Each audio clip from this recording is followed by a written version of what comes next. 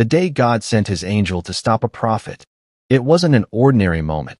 It was a scene where heaven itself stepped into the path of a man who thought he was simply traveling, but was actually moving against the will of God.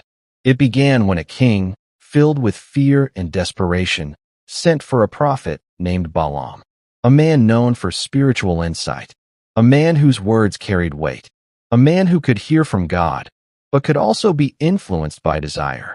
The king did not seek guidance. He sought control. He wanted a curse placed on a people God had already blessed. Balaam already knew the truth. He knew he could not speak against what God had declared. But something else was pulling him: reward, gain, opportunity. And that's where the real conflict began. Not around him, but within him. So he went, convinced he could manage it, convinced he could walk the line between obedience and desire. But as he journeyed forward, something invisible stood in his way. An angel of God appeared on the road, sword drawn, not to destroy him, but to stop him. Balaam did not see it. His eyes were open to the physical world, but closed to the spiritual reality in front of him.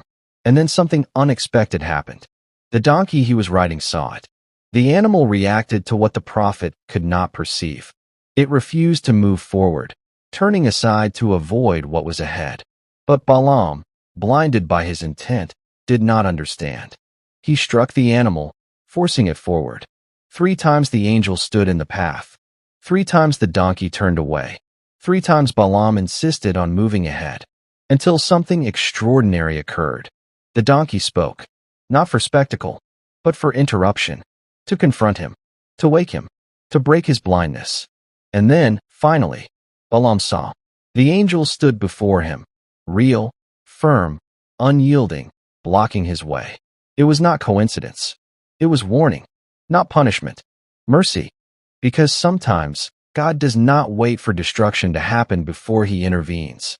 And that is the lesson in this moment. Not every open road is a right road. Not every opportunity is approval. And sometimes what feels like resistance is actually protection from God. Balaam thought he was going forward on his own path, but in reality, he was being stopped by God himself.